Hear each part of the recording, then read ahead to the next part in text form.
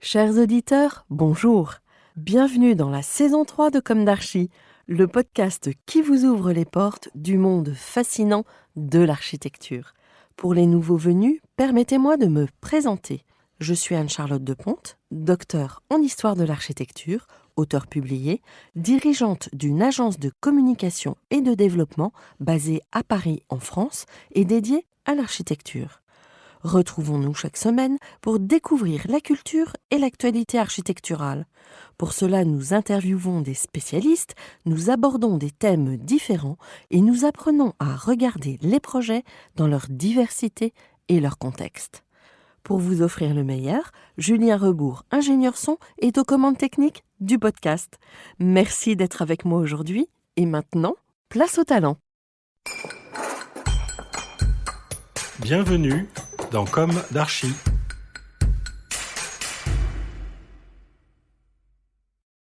Chers auditeurs, bonjour. Ravi de vous retrouver aujourd'hui en compagnie de Xavier Gonzalez. Bonjour Xavier. Bonjour Anne-Charlotte. Bienvenue dans Comme d'Archi.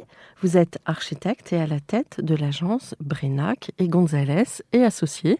Alors on a déjà reçu 3 de vos associés, mais je vous ai invité, vous, parce que vous êtes l'un des 2 fondateurs de l'agence. Et j'avais très envie de vous entendre sur ce parcours riche qui est le vôtre. En outre, vous avez une architecture joyeuse. Enfin, en tout cas, c'est mon qualificatif.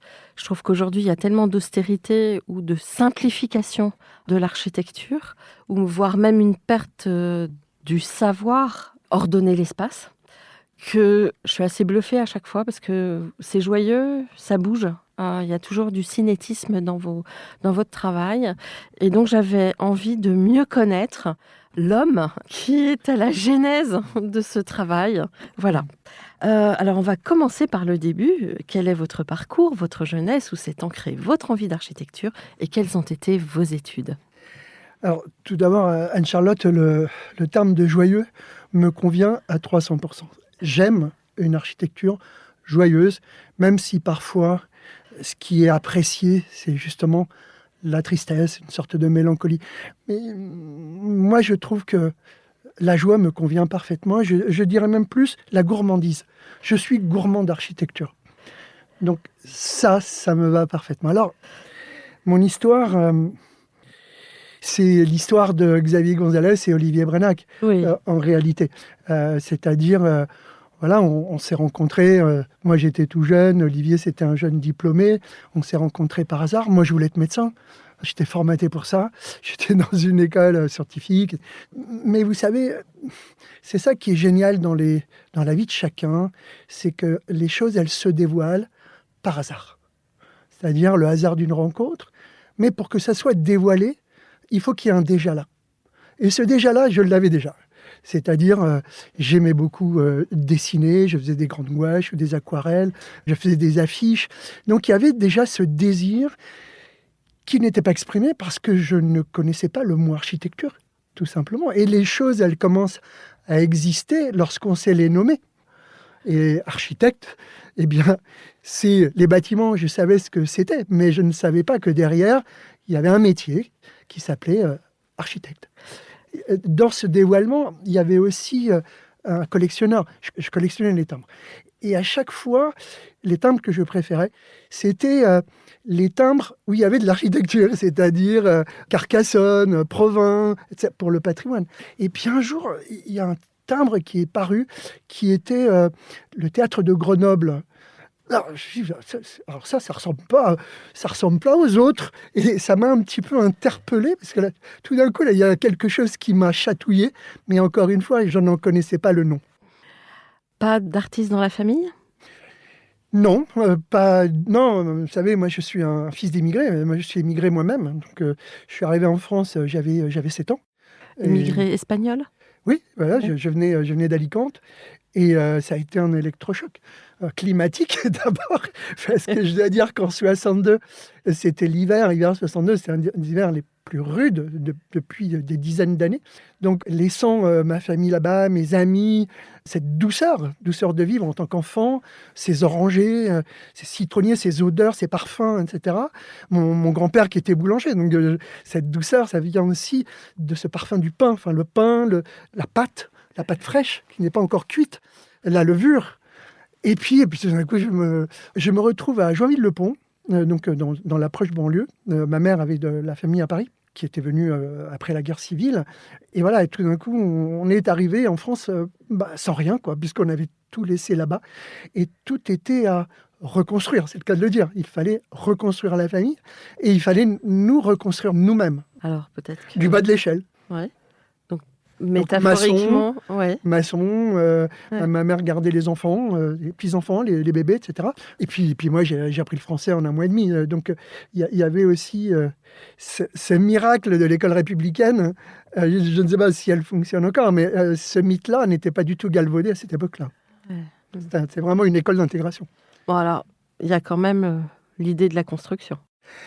Oui, il y a non seulement l'idée de la construction, mais l'idée aussi que m'a transmise mon père de la fierté du travail que l'on fait. Mon père, pour nous payer les vacances, il bossait le week-end. Donc, il faisait des petits chantiers à droite à gauche pour lui. Et à chaque fois, il me demandait si je voulais venir avec lui parce qu'il était fier de ce qu'il faisait. Il pouvait faire un jardin, il pouvait refaire un mur, une toiture, une salle de bain. Il aimait être fier. Et je trouve que la beauté et la valeur du travail, c'est ça. C'est à la fois de te sortir d'une condition sociale, mais de t'en sortir par la fierté et par la dignité. La valeur du travail. La valeur du travail. Et ça, je l'ai toujours conservé. Donc, H24 à l'agence, peut-être pas tout à fait. Je l'ai été quasiment à un moment donné. Mais là, en vieillissant, c'est un peu plus compliqué. Bon. Donc, le lycée... Le lycée à Saint-Maur-des-Fossés. Et puis, la rencontre avec Olivier Brenac s'est faite au moment du bac. Donc là où j'hésitais, je n'étais pas encore inscrit dans une école de médecine. Et donc voilà, la rencontre avec Olivier, qui lui venait d'être diplômé de l'école spéciale avec Paul Verriot. Et puis à une soirée, il me dit, alors tu fais quoi? Non, enfin, les choses d'une grande banalité dans une soirée. Et... il me dit, je suis architecte. Je dis, c'est quoi? C'est quoi architecte? Et voilà, il m'explique ça. Et je dis, mais finalement, c'est pas un peu ce qu'il y a dedans, déjà, ce qu'il y avait et que je n'arrivais pas à exprimer. Et donc, je lui ai demandé de me décrire ce métier, comment ça se passait. Alors, c'était pas facile parce que c'était en 75, cette rencontre. Et 75, c'est la première crise pétrolière. Et donc, ça détruit une grande partie des grandes agences françaises, des Grands Prix de Rome, qui avaient 300 personnes. C'est des agences énormes, c'est des usines.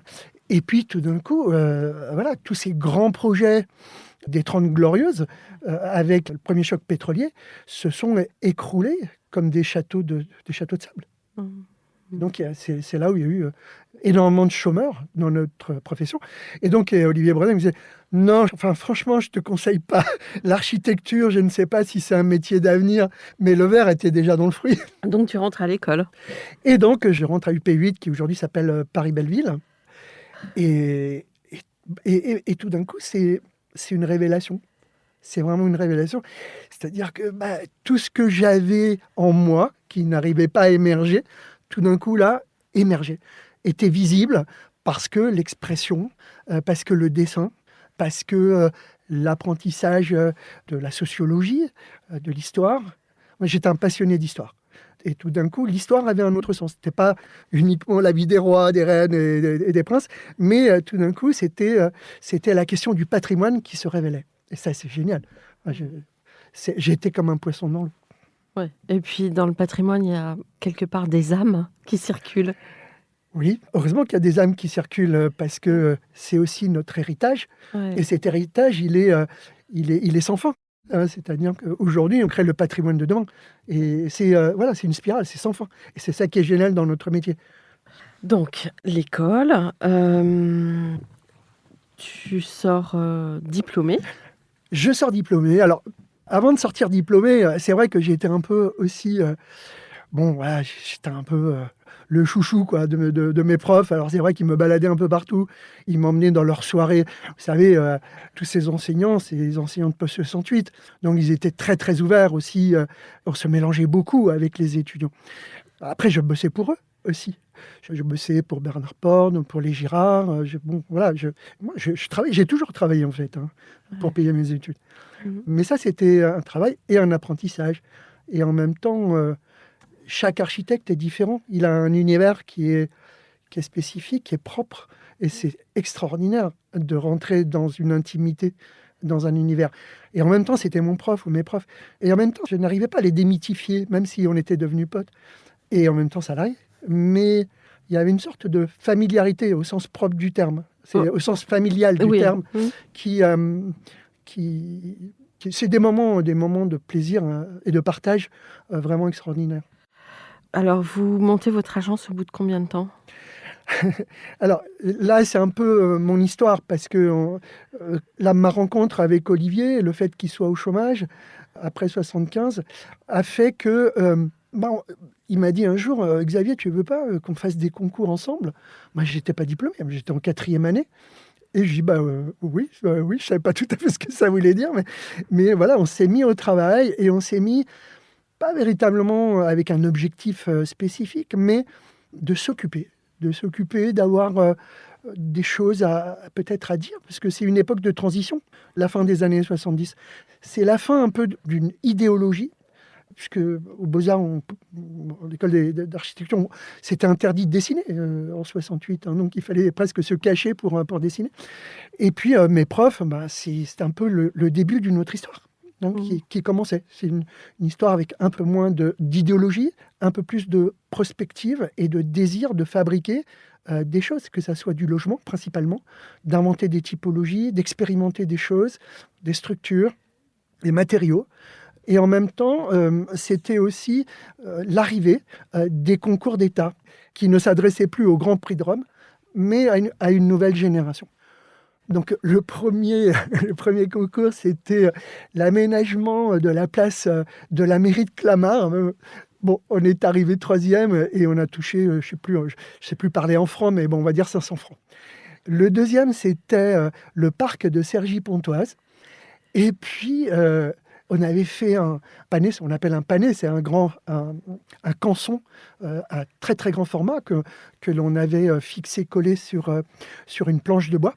Et on avait fait un rendu à l'aquarelle à l'ancienne, absolument incroyable. Et un jour, Créé nous appelle, on n'a pas gagné, on était on va dire, remarqués. Et à l'époque, Créé était une revue importante de l'époque, et nous dit, on veut publier votre projet. Alors, c'était un truc assez bizarre. Et puis la troisième, c'était la bonne, on va dire, puisque c'était les immeubles de ville de Cergy-Pontoise. Et tout d'un coup, on a eu 200 logements ou 199 logements. Et là, c'était le début. Mais je n'étais pas diplômé. Mais avec beaucoup de culot. Ouais. Olivier était diplômé. Olivier était diplômé, mais notre client pour Cergy-Pontoise, c'était I3F, ça s'appelait comme ça, mais c'est 3F à l'époque. Et quand on m'a demandé la copie de mon diplôme, avec le culot de la jeunesse, je leur ai répondu, pour des questions idéologiques, je ne suis pas inscrit à l'ordre des architectes. En fait, c'est parce que je n'avais pas passé mon diplôme. Pas encore. Pas encore, mais bon, c'était 2 ans après, quoi. Bon. C'est quand même assez incroyable comme histoire d'avoir conçu 180 logements. 199. Ouais. Dieu dans le détail. Ce qui nous sauvait aussi, c'était le manque d'inhibition. On n'était pas du tout inhibés. Et donc, le manque d'inhibition, ça nous donnait une très grande liberté pour imaginer, pour proposer aussi. Et donc, les immeubles de ville de Cergy-Pontoise ont été primés aussi après, prix de l'habitat, etc. Aussi parce qu'elles étaient, sur le plan typologique, très inventifs. C'était un immeuble collectif, mais c'était des maisons superposées. C'est-à-dire qu'il n'y avait pas d'escalier collectif. C'est-à-dire chaque logement était desservi avec son escalier privatif. Donc, comme des maisons. Donc, tout ce qui pouvait être le signe d'une maison, la porte, le paillasson, la boîte aux lettres, on l'avait au rez-de-chaussée. Donc, même si on habitait au deuxième étage. Donc, c'est cette identification, c'est aussi ça. L'idée de la maison, c'est ça. C'est sa présence au sol, on va dire. Ensuite, parce qu'il fallait bien que je travaille, que je gagne ma vie, donc je travaillais aussi à mi-temps chez une grande dame de la déco et du design qui s'appelait André Poutman. Et André Poutman m'a ouvert un horizon, un paysage que je ne connaissais pas. Je veux dire, quand on est à l'école, on ne parle pas véritablement de matérialité, sauf quand on analyse un bâtiment historique ou quoi. Mais on faisait des maquettes blanches. Donc, c'est quoi votre matériau ? Je ne sais pas, c'est blanc, c'est donc du béton. Voilà. Alors que là, quand on parlait de verre, il y avait plusieurs S. C'était pluriel, pluriel, pluriel. Les verres sérigraphiés, les verres transparents, opalins, gravés, sablés, etc. Et donc, il y avait une sorte de caverne d'Ali Baba avec une quantité d'échantillons absolument incroyable, comme le bois. On dit, oui, c'est du bois. Non, mais quel bois ? Et quel traitement pour le bois ? Et ça, c'était absolument incroyable. Et ça m'a vraiment formé. Je pense que cet épisode d'un an, et au design, même si j'étais un petit peu sensible au design, et puis l'artisanat. Vraiment, l'artisanat, elle travaillait avec des artisans incroyables aussi. Les savoir-faire. Qui conservaient encore des savoir-faire, que ce soit des ferronniers, des vitriers, que ce soit des gens qui travaillaient le cuir, etc. Et voilà, et tout d'un coup, je me suis retrouvé à dessiner des boutiques de Thierry Mugler à Milan, de Chloé à Londres, de faire du packaging. Et tout d'un coup, ce zoom et ce dézoom qui est l'alpha et l'oméga de l'enseignement de l'architecture, je l'avais là présentement. C'est-à-dire qu'une fermeture éclair, c'est une échelle. Une maison, une boutique, c'est une autre échelle. La ville avait une autre échelle, etc. Le matériau a une autre échelle. Et tout d'un coup, ce qui était formidable, c'est de conjoindre l'ensemble de ces échelles pour fabriquer un lieu, pour fabriquer un univers. Ça a été une énorme découverte. Et puis après, je suis parti au Japon. Après, je suis parti chez Tadao Ando. Voilà, j'ai eu la chance d'avoir la Villa Médicis sur les murs. Et je suis parti à Osaka pendant 1 an. J'ai fait tout le tour après du Japon. Et c'était plus qu'une claque dans la figure. Là, c'était vraiment un énorme coup de poing, pour ne pas dire plusieurs coups de poing. Parce qu'on est très loin de sa base, très loin de sa culture, très loin de ses amis, de sa famille. On est une sorte d'isolat. Et pour exister, c'est très compliqué.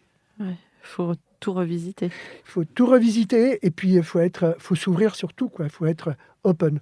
Parce que Tadao Ando, c'était une agence importante à l'époque ? Non, pas du tout. Il n'y avait même pas 10 personnes. C'était son deuxième déménagement. Il avait eu déjà un premier atelier qu'il partageait plus ou moins avec son appartement, etc. Là, c'était sa deuxième installation où ce n'était que son agence. Alors, quand on le vit de l'intérieur, à la fois on mystifie et on démystifie un peu. C'est-à-dire que, premièrement, quand tu le vis de l'intérieur, quand on travaille de l'intérieur, on voit aussi que la limite de la composition, parce que moi, la plupart des gens qui travaillaient n'avaient pas de lumière. C'était un bloc de béton et il n'y avait pas de lumière. Et moi, je me suis trouvé à proximité d'une petite fenêtre qui devait faire 50-50, mais qui m'arrivait au genou. Parce que j'imagine que sur la façade, ça devait créer une sorte d'harmonie dans la composition. Et en même temps, ce qui est génial, c'est que ça m'a permis de visiter toutes les maisons que je connaissais par les grandes publications d'architecture d'aujourd'hui à l'époque, ou une revue de GA, la revue japonaise. Et c'est vrai que là encore, ce qui est extraordinaire, c'est l'artisanat. C'est-à-dire que le béton, c'est pas le dernier chaînon qui fabrique le béton. C'est le premier de cordée. C'est-à-dire, c'est les menuisiers qui font justement le coffrage, qui choisissent les huiles, le calpinage des ferraillages, parce que, à cause des questions sismiques, il y a plus de ferraille que de béton, mais c'est d'une très grande beauté, parce que la fabrication est extrêmement soignée. Le dosage du béton, du gravillon, du sable, des huiles, le choix des bois pour les banches, génère aussi une colorimétrie et une sorte de lustrage presque de satin du matériau. Et ça, c'était vraiment aussi un énorme choc. Alors aujourd'hui, tu es à la tête d'une agence d'une 50aine de personnes. Vous menez quand même des gros projets. Actuellement, Vous êtes sur le point de livrer une tour à Montpellier, qui est un très bel objet. Vous réalisez 2 sièges pour Nexity, un siège social national et un autre régional. Enfin, vous avez de magnifiques commandes. Est-ce que, quand tu es sorti de l'école, tu pouvais imaginer que tu arriverais à ce niveau de pratique? Tu y pensais ou pas du tout? En fait, je pense que quand on est jeune, je ne sais pas si on est dans la stratégie. Oui. Et je pense qu'à la fois, on a une intuition, mais qu'on ne sait pas nécessairement exprimer. Il y a des gens qui sont dans la stratégie pure, dans le coup de billard à 3 bandes, etc. Non, je pense que quand on sort de l'école, on n'a pas nécessairement un cap, si ce n'est de continuer à travailler. Mais je dirais, on a une intuition. Et cette intuition nous mène vers des choix et des sacrifices. Voilà. C'est-à-dire, il y a aussi, tout d'un coup, une perte, je ne sais pas, de naïveté, d'indolence. Tout d'un coup, on rentre dans une autre trajectoire. Et je pense que ça, effectivement, on en a été conscient, d'avoir changé de rail. Oui. Ça, c'était très, très important. Mais non, après, on travaillait à la maison. On travaillait, à l'époque, on travaillait au thé, à l'équerre, à l'encre. On se tapait tous les opéras. Et voilà, on adorait l'opéra et on travaillait avec l'opéra à tue-tête. Mais c'était des moments aussi marrants, vraiment. Alors, vous enseignez, vous avez marqué toute une génération, je crois, d'élèves architectes, d'apprentis architectes, entre guillemets. On parle de vous et en tant qu'enseignant. Et donc, je vous propose de parler de la transmission. À la fois la transmission à l'école, du savoir de l'architecte, et à la fois la transmission à l'agence, parce que vous avez un parcours déjà bien rempli et que la question de la transmission, j'imagine, se pose. Voilà. Ouais, j'adore ce mot. J'adore ce mot transmission. La transmission est vraiment à l'agence, mais pour moi, qui n'ai pas de progéniture, je n'ai pas d'enfant. Donc peut-être que cette question-là est encore plus vive chez moi. Et je dirais que le désir d'enseigner, puisque c'est lié, c'est venu très très tôt. Vraiment très tôt. Je me souviens encore quand je faisais des voyages aux États-Unis, au Japon, etc., et que je prenais à l'époque, c'était des diapositives, et je me disais, tiens, celle-là, je pourrais la mettre dans un cours sur ceci ou sur cela. J'ai eu la chance d'être pris comme maître assistant dès que la réforme de l'enseignement de l'architecture est arrivée, parce qu'auparavant, il y avait beaucoup de consanguinité dans les écoles d'architecture. Et là, tout d'un coup, c'est devenu un concours national. Et donc, voilà, je suis arrivé 2e sur 850 et je suis allé enseigner pendant 3 ans à Lille. Franchement, c'était des gens ce sont des gens formidables. Et parce que, à la fois, ils sont près et loin de Paris. Et donc, ça les rend beaucoup plus curieux et friands d'expositions, de choses comme ça. Alors que à Paris, on est un peu blasé et on remet toujours à demain. Et finalement, les expositions finissent par partir. Et voilà, il y a une sorte comme ça de quotidien qui s'installe. Et ça, c'est ce qui arrive à mes étudiants d'ailleurs. Et puis après, j'ai passé mon concours de professeur il y a quelques années. Et voilà, j'ai aujourd'hui le statut de professeur. Mais ouais, J'adore l'enseignement, j'adore cette transmission, elle est fondamentale. Et je pense que c'est aussi, vous posiez la question tout à l'heure de la perspective, comment on voit l'agence, est-ce que par rapport au début, etc. Moi, je pense qu'une de nos meilleures réussites, c'est la transmission. C'est-à-dire que 3 jeunes architectes sont venus avec nous. Ils étaient déjà là. Mais parce que la question de la reconnaissance est fondamentale pour la fierté de l'autre. C'est-à-dire qu'on reconnaît en l'autre son apport. Et c'est fondamental. Et cette reconnaissance passe aussi par la transmission. Oui. Mais on est loin du modèle de l'architecte star. Ouais, mais on est loin du modèle français, on va dire d'une manière générale, quoique les choses changent. Quand l'architecte mourait, le nom mourait, point barre. Alors que, et c'est ça que j'ai compris dans la culture anglo-américaine, ou même dans la mode, le nom dure au-delà du créateur ou de la créatrice. Et je me suis dit, mais finalement, cette agence a aussi une valeur, qu'elle soit financière, mais aussi une valeur culturelle. Et cette valeur culturelle, eh bien, il faut être capable de la transmettre, de la relayer. Et les relais, eh bien, ce sont nos jeunes associés à qui l'on doit énormément, puisque une partie de cette identité, si on parle d'identité culturelle, eh bien, elle leur revient totalement. Alors justement, je crois que Guillaume Maréchaux est un de vos anciens élèves. Exactement. Ouais. Alors, qu'est-ce que vous enseignez à vos élèves en architecture? Enfin, on ne va pas refaire le cours, mais... Non, ce que j'enseigne, c'est ce que moi j'ai appris, et en tout cas ce que j'aime aussi dans l'architecture et ce que je m'applique à moi-même. Je ne sais pas si vous connaissez cet essai d'Isaiah Berlin qui s'appelle « Le hérisson et le renard ». Ou « Le renard et le hérisson », je ne sais pas dans quel sens. Je trouve cet essai formidable parce qu'il compare deux animaux, le hérisson et le renard. Ce sont évidemment deux animaux très très différents. Et il les compare aux artistes, aux architectes, aux auteurs, musiciens, etc.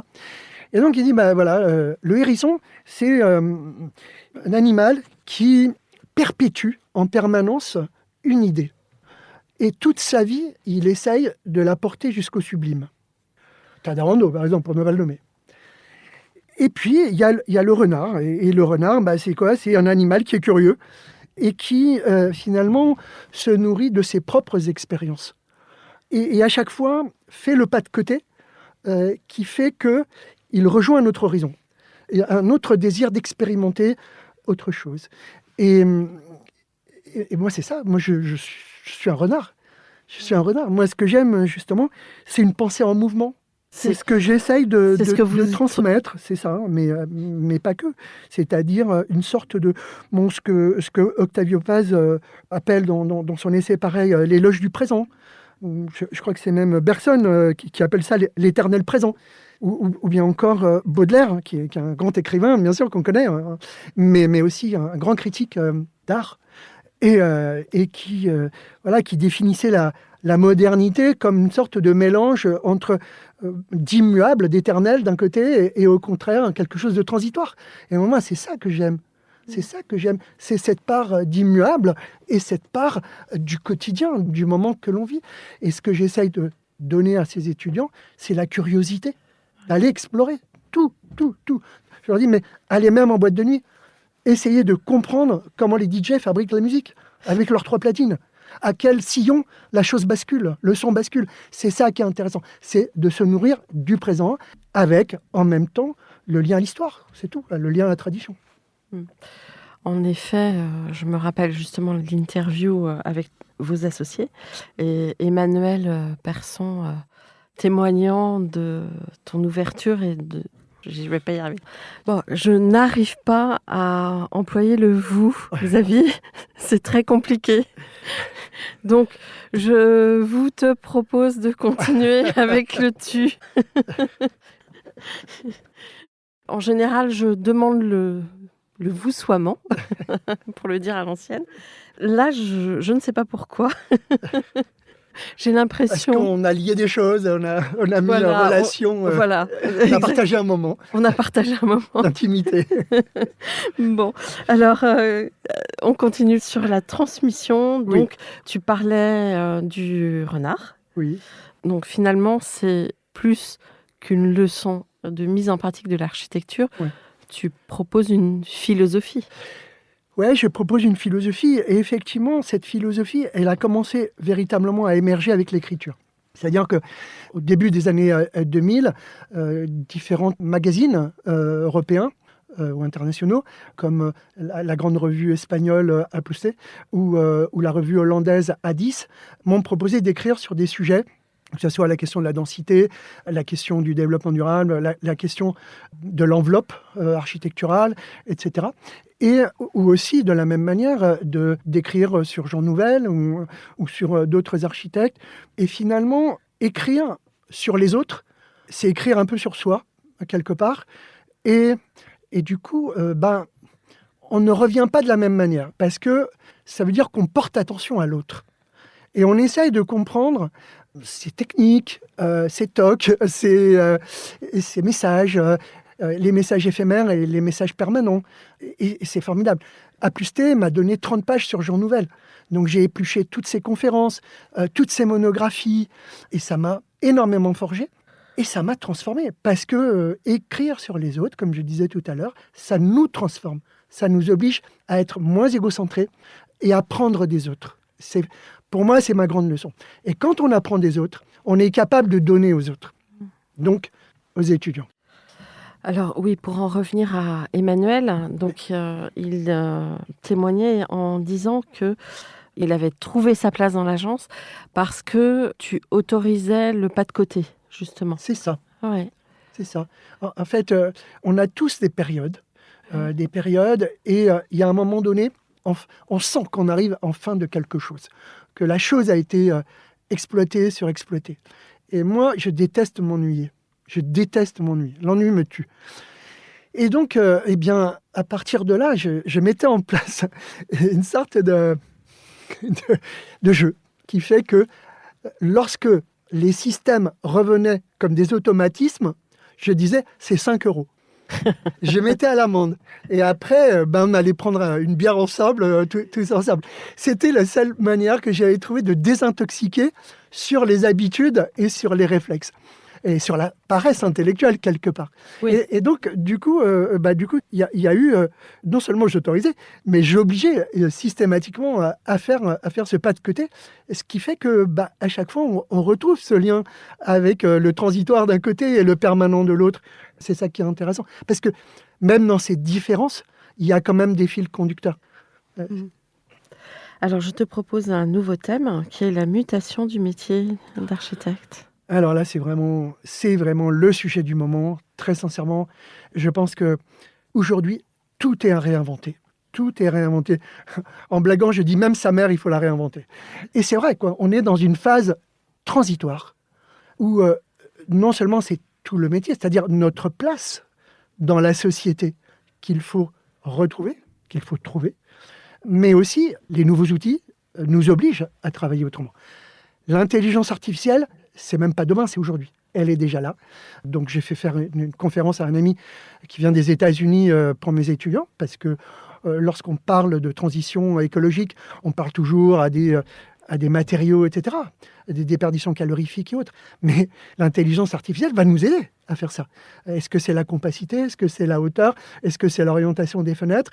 Donc cette intelligence-là, c'est-à-dire le progrès, il ne faut pas s'en priver. C'est-à-dire, la question, ce n'est pas de revenir à la charrette et à la chandelle.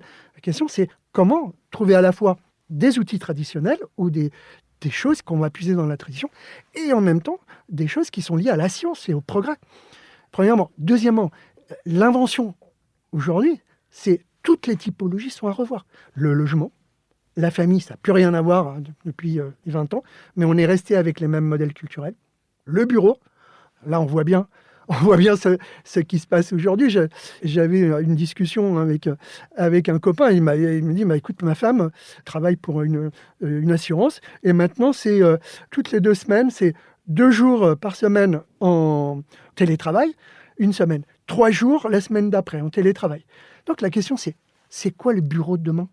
À partir du moment où, au lieu d'avoir un effectif de 300, on va se retrouver avec des effectifs de 150. 1 semaine sur 2.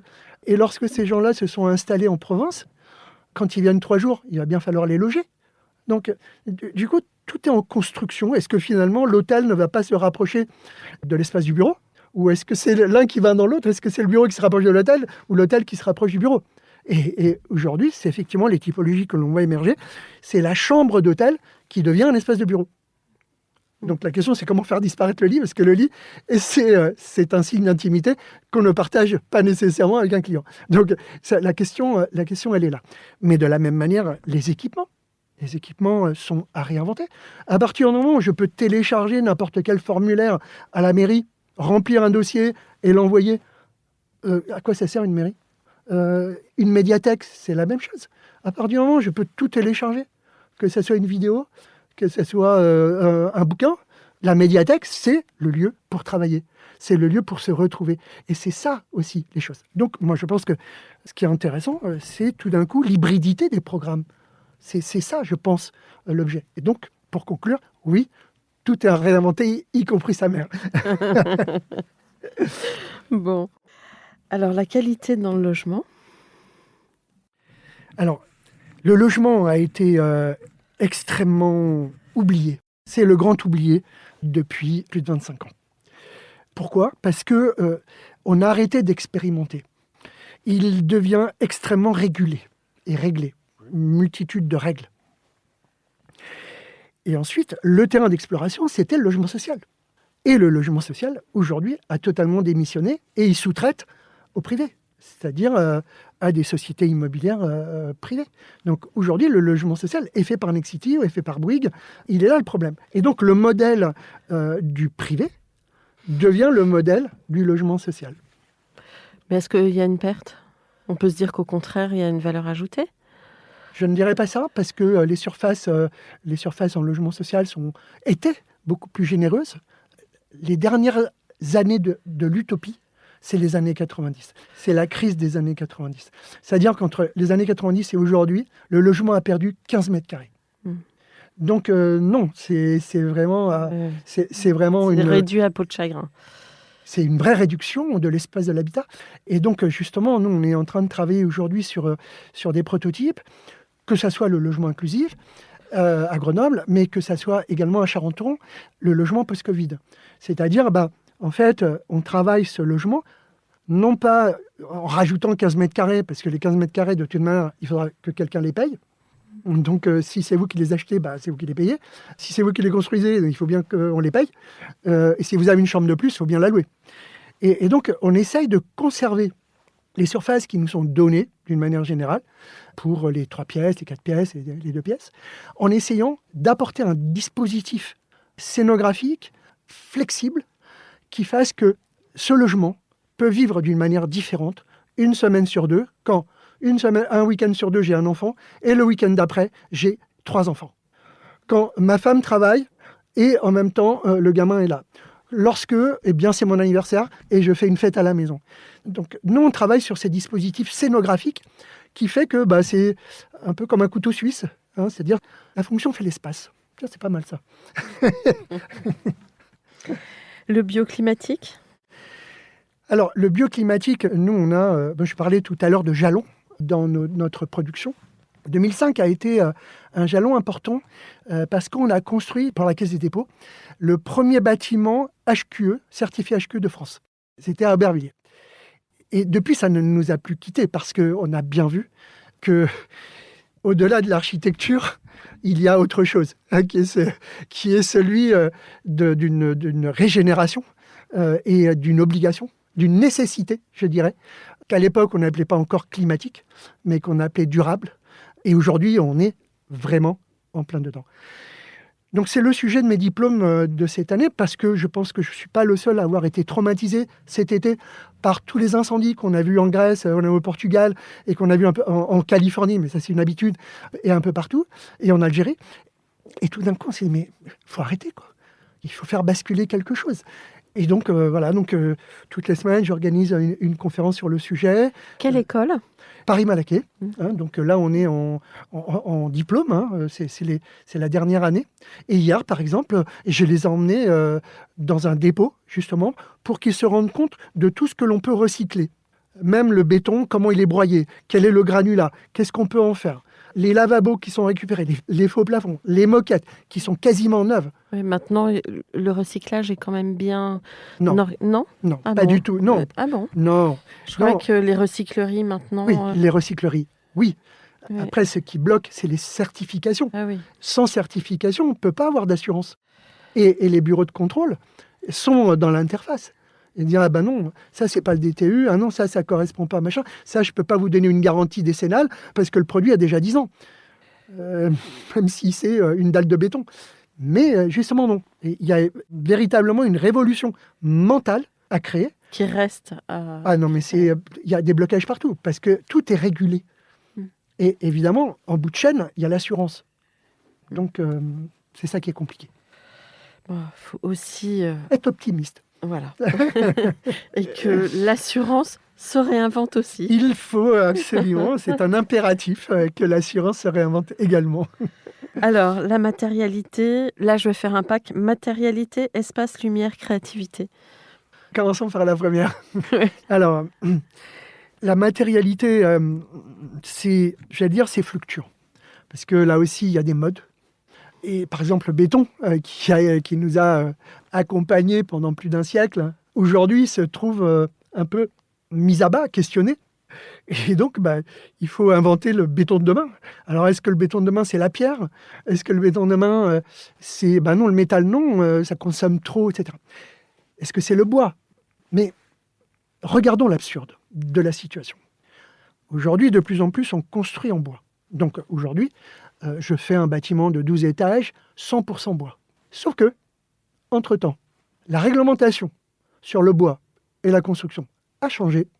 Et donc, tous nos appartements qui étaient en bois du sol au plafond, en passant par la structure, sont 100% encapsulés dans du plâtre, qui est le pire des matériaux en termes d'énergie. Et donc, on en arrive à ces paradoxes. C'est-à-dire, d'un côté, le désir et un affichage, et de l'autre, les règles qui, à chaque fois qu'on fait un pas en avant, vous rattrapent. Il y a un côté ubuesque dans la situation, le désir d'un côté et les règles de l'autre. Il faudrait bien qu'un jour, elles se rencontrent. On verra. Ouais. Alors, l'espace? Alors, c'est marrant, l'espace, parce que c'est pas du tout un terme à la mode. Oui. On ne parle plus d'espace. Alors Justement. que moi, on m'a nourri au biberon de l'espace. Moi aussi. Enfin, je suis un peu tombée dedans aussi. Oui, c'est pour ça que ça revient.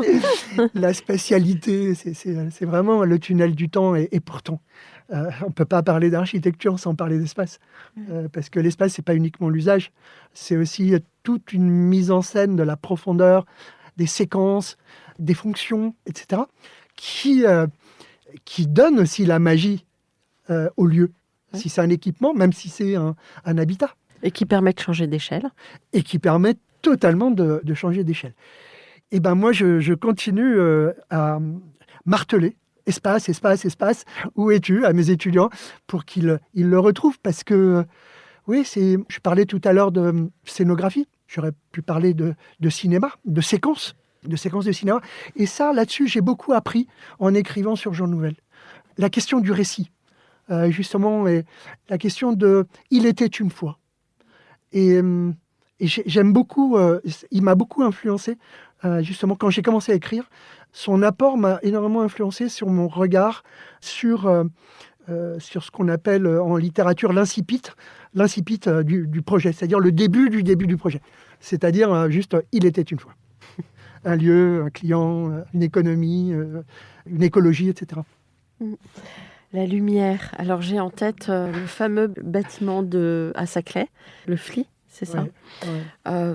J'ai été assez émue en découvrant ce bâtiment par cette nef ajourée.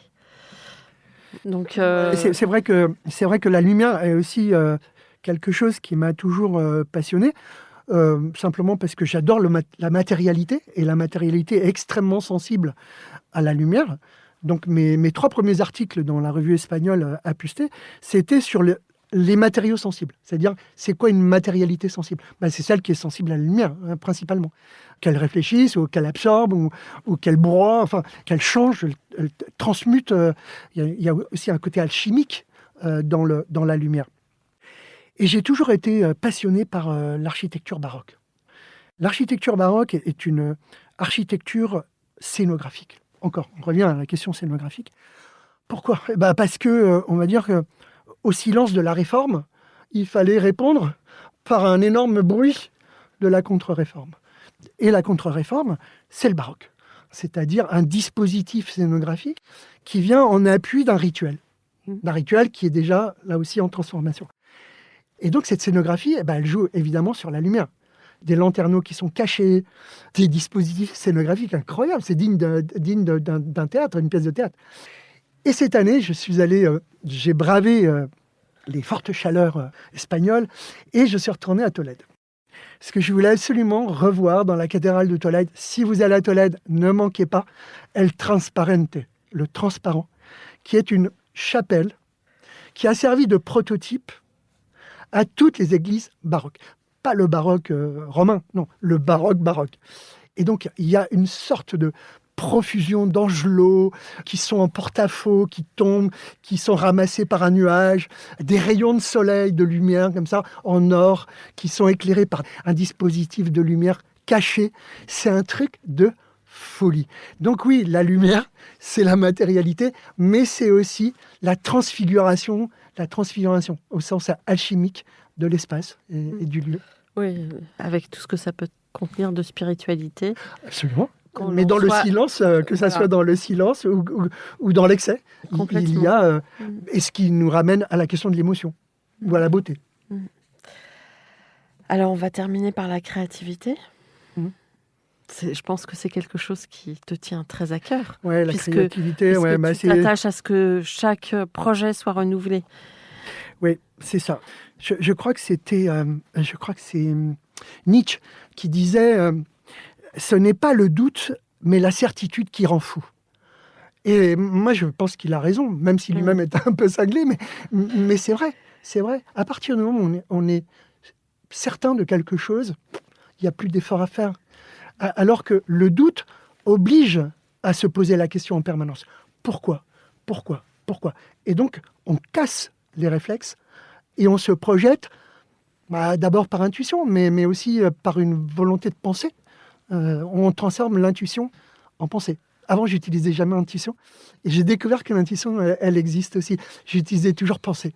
Mais je pense que la pensée et l'intuition, c'est vraiment deux super potes. Bon. Quel conseil donnerais-tu aux étudiants en architecture, mais de manière plus large que tes propres étudiants ? Soyez conscients que le monde est en mutation. Je dirais que c'est vous qui avez tant pis, mais c'est comme ça. C'est vous qui avez la responsabilité de ce changement.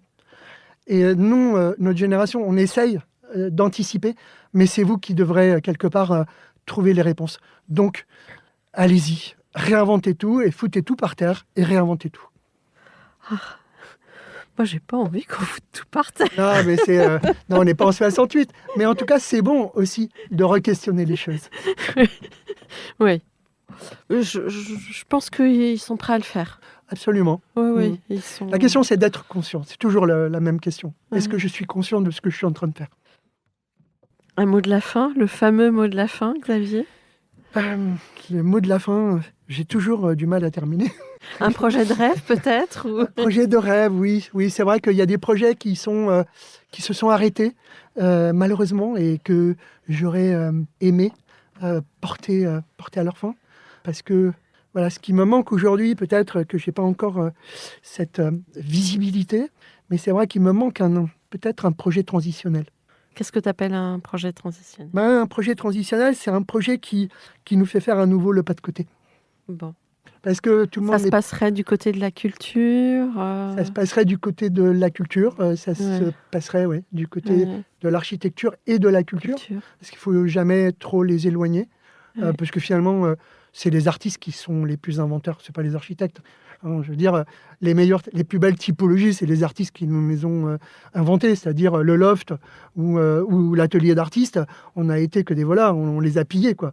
On a simplement détourné une typologie pour en faire une typologie d'architecture. Merci beaucoup, Xavier, de ta visite dans Comme d'Archi. Merci à toi, à vous. Oui. Merci, Xavier. À bientôt. À bientôt, j'espère. Merci. Au revoir. Chers auditeurs, merci pour votre écoute. N'oubliez pas la version anglaise mercredi et notre version française dans une semaine. D'ici là, prenez soin de vous. Au revoir.